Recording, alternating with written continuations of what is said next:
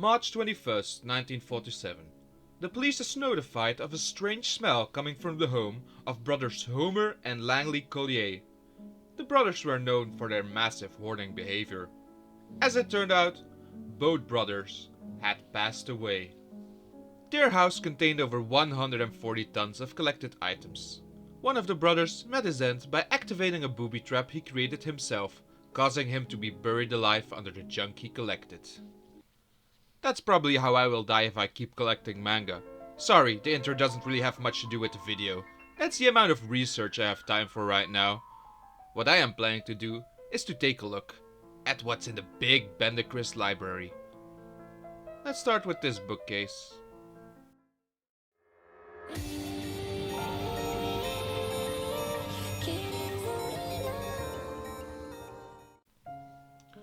Greetings, Wanderer. Welcome to the channel Flameburst Industries, hosted by me, Bendacris, and my colleague, the Knight of Wrath.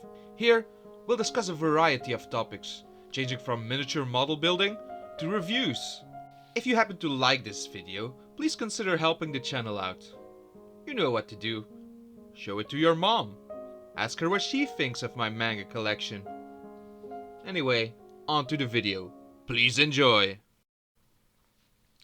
Among the weeaboo people, there are three major tribes. The people who watch anime. The people who are only in it for the memes.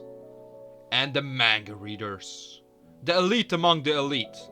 Those who know what will happen in your favorite show, but choose not to share this knowledge out of the kindness of their heart. Okay, maybe I was going a little bit overboard, but yeah, people forget that manga and anime are two different mediums, both with their own strengths and weaknesses. It seems like everybody just wants their favorite manga to be adapted into an anime. Even the creators of the manga themselves write with the goal to someday get an adaptation. But get this, a manga does not need an anime adaptation. An adaptation is not necessarily an elevation of the source material. An adaptation is just that, an interpretation. That's why I always try to read the manga of a series that looks interesting first. Okay, quick intermission guys. I was looking up on Google what anime were generally considered to be elevations of the source material, the original manga. And I found something that kinda annoys me. Okay, so you might have heard of this website, it's called cbr.com. You might have come across this once or twice in your life. I hope your contact with this site was as few times as possible, cause this site is pretty crap. It contains a lot of articles that are just bullshit lists. Okay, so I know this list might contain the opinion of the author, and everybody is entitled to their own opinion, but you know, he put Dragon Ball Z at number 1. And yeah, you know, Dragon Ball is kind of the series that everybody knows. You could consider it overrated. A lot of people like it. The anime has a lot of fans. But you know, you can't underestimate Toriyama as an artist.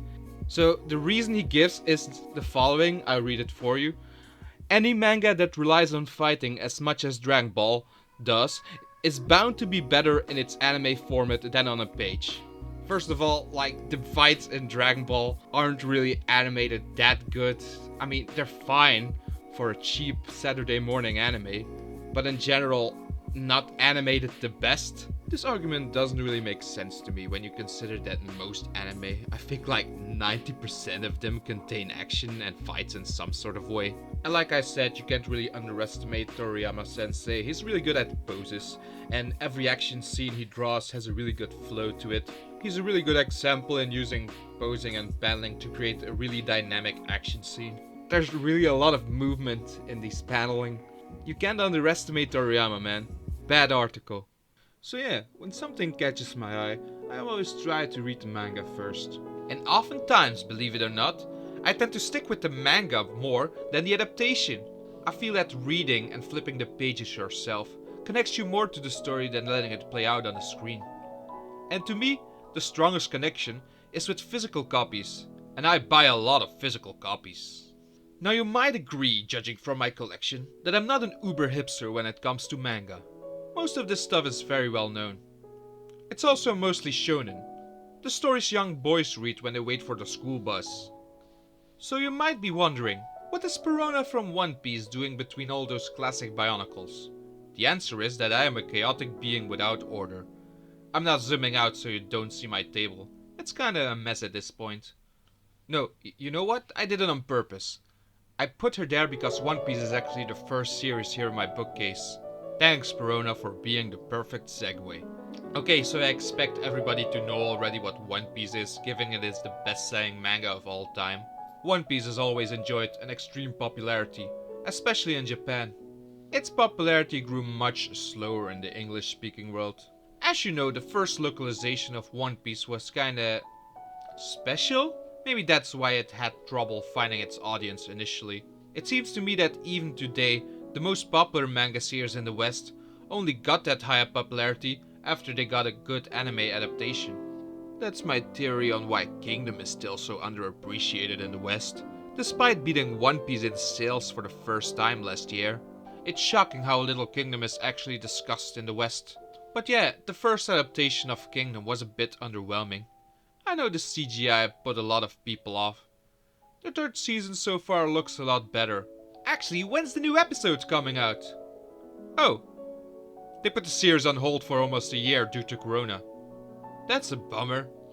Anyway, I can't even buy the Kingdom manga, for I can't read Japanese, and there has yet to be an English publisher brave enough to bring it to the West. Top seller in Japan, and it doesn't even get an English translation. I read it all though. Maybe you should give it a try as well. Speaking about piracy, I was talking about One Piece, right? Notice how the first 12 volumes look different. Why is that, you might ask? Well, these are actually Dutch editions of the One Piece manga. So why do I only have 12 of them? Because they bloody cancelled it, that's why. That's how I started my collection, by buying the Dutch editions. These One Piece books were published by the French company Glénat. In French they had more success, but I guess the Dutch market just wasn't big enough. All Dutch editions of every manga they ever tried were cancelled, which would have left me with a lot of incomplete series if I didn't continue buying them in English. It's kinda fun to compare the layout between these two publishers. The paper of the Glénat books is of higher quality, and I always like these kind of book sleeves. You know, the original Japanese editions also come with these kind of book sleeves. I would have actually preferred it if English releases had this as well. Cause you see, these sleeves often come with extra art, and the English releases often struggle to find a spot for that on the cover. Because of the different languages, my library is way uglier as a result. There is even an inconsistency among my English editions of One Piece, published by Viz Media. My volume 22 is an older edition. The title gets this gold border, and the arc name is not displayed on the spine like with all the other volumes. Which kinda brings me to another pet peeve of mine. So every Viz One Piece manga has the arc name displayed on the spine. East Blue, Alabasta, Skypia, etc, etc. I like that idea, but starting volume 60 I believe they screwed it up. It was then the series entered its time skip, which involved our heroes entering the New World. This sea is the setting for the entire second half of the series, which probably means the New World will be where our heroes are for the rest of the series. But just like the Grand Line was divided into several arcs, so too can the New World be divided into different parts. However, Viz didn't really get the memo, which resulted in this name on the spine being used for the Return to Sabaody arc, the Fishman Island arc, Punk Hazard, the Dressrosa arc, Zoe, and the Whole Cake Island arc.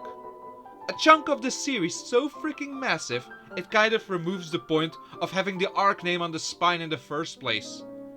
They finally changed it for Wano though. I reckon this all will be fixed in later releases. As you see, these IKEA bookcases are kind of too deep for manga, so I was able to fit 2 rows of books on every shelf. Behind One Piece is our favorite series featuring an orange jumpsuit wearing ninja, Naruto. So yeah, admittedly, Naruto was kind of my gateway into more anime. You cannot underestimate how popular this series got in the West. This ruined Western anime fans. The first volumes I have here are once again Dutch editions. These were published by Kana. I kinda miss Kana. Their mission was to recreate the Japanese format as close as possible. For instance, these are smaller than the English manga releases. It also comes with book sleeves. This design reveals that manga for the most part can be seen as high art. Cheap paper, so the kids can buy it. Pocket sized, so you can read it everywhere. This screams cheap entertainment. Yet I choose to collect this over classy media. Why? Because even though it's cheap entertainment, there is still so much passion and skill going into these. Of course, you will always have people from the publishing company trying to influence the author to make him take the story into directions they believe will sell better, but behind every manga there's bound to be someone who cares. Even if the story dips in places, behind every chapter you are sure to find someone who puts a lot of effort into it. As you see, the Dutch releases actually got pretty far. They even went past the time skip. Then I just went for the English releases. Yet I don't have them all yet. Not because I don't particularly like the war arc. How can I not like Uchiha Madara? But seriously, it peaked at Zabuza anyway. I actually got a lot more to show you guys, but I'm kinda running out of time. Let's leave the rest for later, shall we? I still gotta reorganize some of these books anyway. Anyway, I hope you guys enjoyed this video. I could talk about this stuff for hours.